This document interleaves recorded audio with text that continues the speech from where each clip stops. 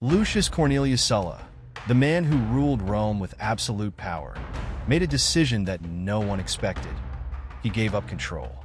And when given the chance to return as emperor, he chose something even more surprising: retirement. But why did such a feared and influential general prefer the silence of private life to the glory of the throne? You might think that all great leaders in history are driven by an insatiable thirst for power. But what if I told you that Sulla, after achieving everything, made a decision that defied this logic? He no longer wanted glory or the title of emperor. Instead, he chose obscurity. But why? What truly motivated this choice? Fear? Exhaustion? Or was there something much deeper behind his final resistance to power? Get ready, because what you're about to discover will reveal an unexpected side of one of Rome's most enigmatic generals. Let's begin. Lucius Cornelius Sulla was born into a diminished patrician family in a Rome undergoing a transition from republic to imperial power. Despite his aristocratic lineage, his childhood was marked by a lack of resources, a condition that gave him a pragmatic and ambitious outlook on the world. From a young age, Sulla learned to live in the shadows of a nobility that no longer shone as brightly as in past times, shaping his cunning and adaptability. This was crucial for his future, as instead of relying on privilege, he developed a survivor's mentality where power and control were the only truly valuable currency. Over the years, Sulla began to stand out in the Roman army, where his tactical intelligence and bravery quickly propelled him to prominent positions. His military campaigns in the Mediterranean, particularly in Numidia, where he defeated Jugurtha, showcased his strategic skill. More than that, he proved to be a natural leader, able to inspire and command his men with a mix of charisma and strict discipline. This promising start marked Sulla as someone destined for much more than just a simple military commander. Young Sulla was also shaped by the complex Roman politics of the time, which fluctuated between senatorial authority and growing popular discontent. He became adept at political alliances, learning to manipulate factions and use the Republic's internal divisions to his advantage. While rival generals like Marius consolidated their influence through force, Sulla built a more subtle, yet equally relentless base of power. He knew that to survive in Rome's chaotic political landscape, he would need to play the political game with a firm but careful hand. Sulla also absorbed lessons from earlier figures who had fallen from grace, understanding that power in Rome was never guaranteed, no matter how absolute it seemed. This is how he forged a cold, often enigmatic personality, but always with a sharp eye on the future. There was no room for error. His destiny was already set, and the path would be paved by battles, both on the battlefield and in the Senate chambers. Every step he took brought him closer to total control. Sulla's formation was, therefore, a convergence of elements that prepared him not only for greatness, but also for a complex relationship with power. From an early age, he learned that in Rome, being the strongest didn't just mean winning battles, but also controlling intrigues, overcoming betrayals, and always staying ahead of enemies, both within and outside the Republic. That boy from the diminished aristocracy was about to become one of Rome's most feared men. Alongside Gaius Marius, Sulla began to carve out his legend, initially as a loyal subordinate. The two generals worked together during the Cimbrian and Jugurthine Wars, where Sulla played a crucial role in capturing Jugurtha, an achievement that would secure his place in Rome's military history. However, this partnership wouldn't last. Political differences and the power hunger of both men led to an inevitable confrontation. For Sulla, there was no room for two supreme leaders in Rome. The rivalry between them turned into a deadly game of influence, intrigue, and eventually, civil war. The relationship between Sulla and Marius quickly deteriorated, with Marius establishing himself as a popular hero, while Sulla, more discreet, waited for the right moment to seize power. The spark came with Sulla's appointment to command the Roman legions in the First Mithridatic War, which Marius, now aging, attempted to nullify. It was then that Sulla marched on Rome with his army, an unprecedented act that shocked the Republic. For the first time, military power had directly invaded the heart of Roman politics. The general was no longer willing to wait for Senate approval or any other institution. This first march on Rome was a turning point in the history of the Roman Republic. Sulla set a precedent that the power of the legions could override republican traditions. With control of the city, he reversed Marius' orders and secured command of the campaigns against Mithridates, consolidating his dominance. He then went to the east, where he quickly demonstrated his military prowess by defeating the king of Pontus and restoring Roman authority. But while he was away, his enemies, led by Marius, regrouped. Sulla would return to Rome only to find his city in chaos, overtaken by opposing factions. Marius had regained power and carried out a series of political executions. This scenario set the stage for the final confrontation between the two generals. The clash between Marius and Sulla was not only a struggle for military control, but also a battle for two differing ideals of Rome. Sulla, despite his authoritarianism, believed in the supremacy of the Senate, while Marius represented the growing power of the populace. The conflict was both personal and ideological. With Marius dead, Sulla finally returned as Rome's uncontested master, marching once again on the city. This time, he would not leave his fate to chance. He established a formal dictatorship, one of the bloodiest in Roman history, marked by the infamous proscriptions, a list of political enemies to be eliminated. Sulla had now achieved everything, absolute power. However, what he would do with it would still surprise his enemies and allies. After his decisive victory over Marius's forces and his allies, Sulla established a dictatorship that would reshape Rome's future. But his dictatorship was unlike previous ones, temporary and justified by external crises. Instead, Sulla declared himself dictator to reorganize the Republic, a title that granted him unlimited powers without a set end date. He now controlled Rome with unquestionable authority, something few would have imagined possible in a republic. In this new scenario, his mission was clear: eliminate opponents and reform the political system to his liking. Sulla's first action was to initiate the proscriptions, a deadly list of political enemies. Those listed not only lost their lives, but also had their property seized and their families banned from public life. Through this brutal act, Sulla wiped out any remaining opposition and instilled fear among his rivals. Many senators and magistrates who had supported Marius or opposed Sulla's policies were hunted down and executed. Rome became a terror-stricken landscape, with the heads of Sulla's political enemies displayed on the streets. It was a clear demonstration that he would not hesitate to use maximum force to maintain control. However, Sulla didn't rely solely on brute force. His regime was also an opportunity to implement deep reforms in the political system. He firmly believed in strengthening the Senate, which had been weakened in previous years. Thus, he restored the power of the senatorial nobility and limited popular influences that threatened Rome's stability. Among his most significant measures were reforms to laws and courts, reinforcing the role of traditional elites in city administration. For him, Roman chaos could only be controlled if the Senate regained its position of power. Another significant reform was the reorganization of magistracies. Sulla reduced the power of the tribunes of the plebs, a position historically defending popular interests, by limiting their duties and stripping their ability to propose laws.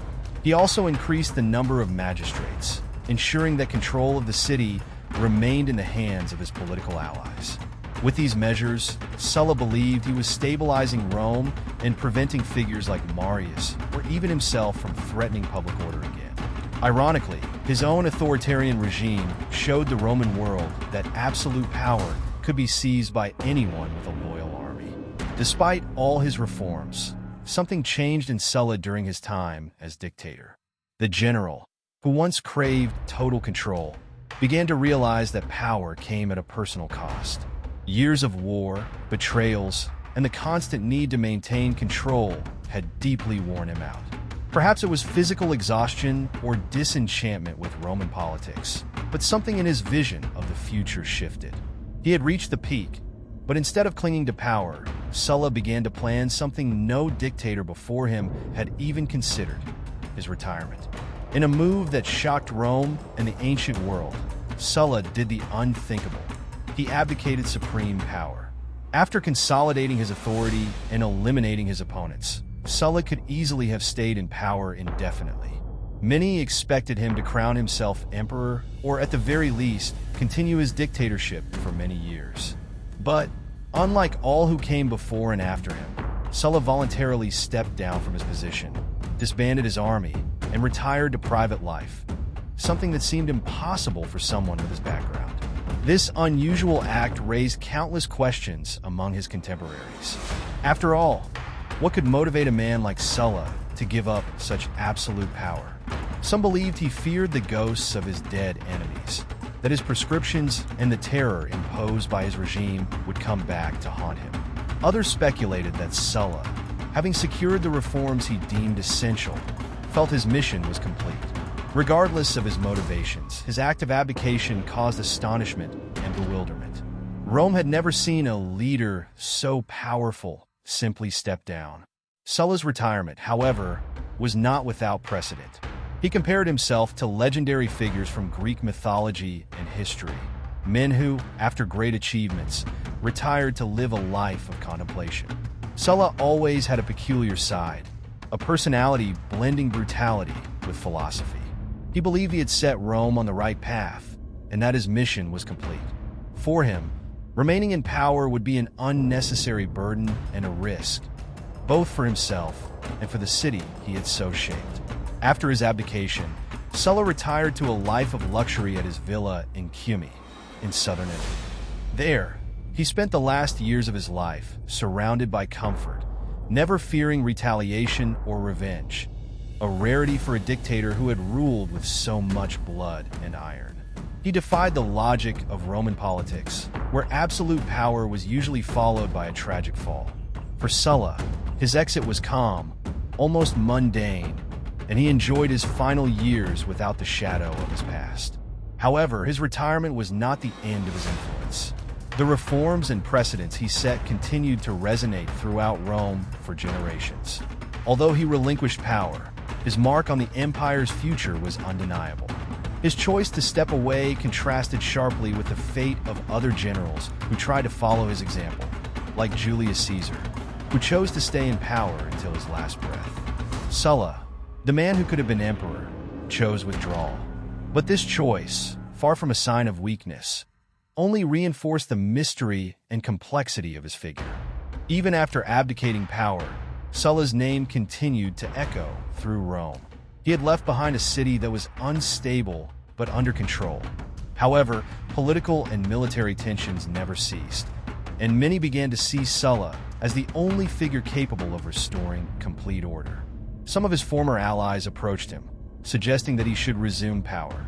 The desire for stability in Rome was so great that rumors of a potential return of Sulla to the political stage started to spread. In this context, many imagined that Sulla might not only return to power, but this time assume the title of emperor, establishing a monarchy that Rome had never experienced before. For some, this was the ideal solution for a city in constant crisis. After all, who better than Sulla to command Rome with such firmness and skill? The temptations to reclaim control were significant, and in a system as volatile as the Roman Republic, the opportunity seemed irresistible. The very structure of power seemed to be waiting with open arms. However, Sulla refused. In a move that only added to the mystery surrounding his figure, he remained in retirement, denying any desire to return to politics. The temptation to resume power was never strong enough to make him leave his retreat. The man who once marched on Rome with his legions now preferred the silence and tranquility of his villa. This not only reinforced his image as an unusual leader, but also solidified the idea that his decision to abdicate was not impulsive or a result of circumstances. It was a deliberate choice. By refusing power, Sulla also refused the title of emperor. He understood what it could mean for his life, and perhaps for Rome. He knew that absolute power was a double-edged sword, something that could consume even the most relentless leader. In his mind, he had already fulfilled his mission and believed that a return to the political arena was unnecessary. What many saw as a missed opportunity, Sulla saw as a matter of consistency. He had chosen his path and was determined to move forward. This decision reinforced the myth of Sulla. While other leaders, such as Julius Caesar and Augustus, would opt to remain in power until their last days, Sulla stood out for his renunciation and resistance to return. He had already proven himself capable of commanding Rome, but his refusal to take back power elevated him to a unique position in history. The general who could have been emperor but chose anonymity, ensuring his place as one of the most enigmatic figures in Roman politics. In his final years, Lucius Cornelius Sulla lived in isolation, amidst the luxury that his fortune and achievements allowed him to accumulate. His villa in Cumae was his refuge, a stark contrast to the days when he commanded armies and dictated Rome's future. Surrounded by friends and allies who deeply respected him, Sulla embraced a life of leisure, where wine and literature occupied much of his time. Yet, even far from the battlefield and politics, he was never completely detached from events in Rome. He received frequent visits from political and military figures still seeking his counsel. His opinion, even in retirement, was highly valued. During these meetings, he maintained the role of advisor, but never engaged directly in Rome's conflicts and intrigues again. His home became a sort of private court, where Sulla, as a nearly mythological figure, offered advice based on his extensive experience, but always made it clear that his time had passed. For him, power was no longer an ambition. Sulla's final years were marked by deteriorating health. It is said that he suffered from a mysterious skin disease that slowly consumed his vitality.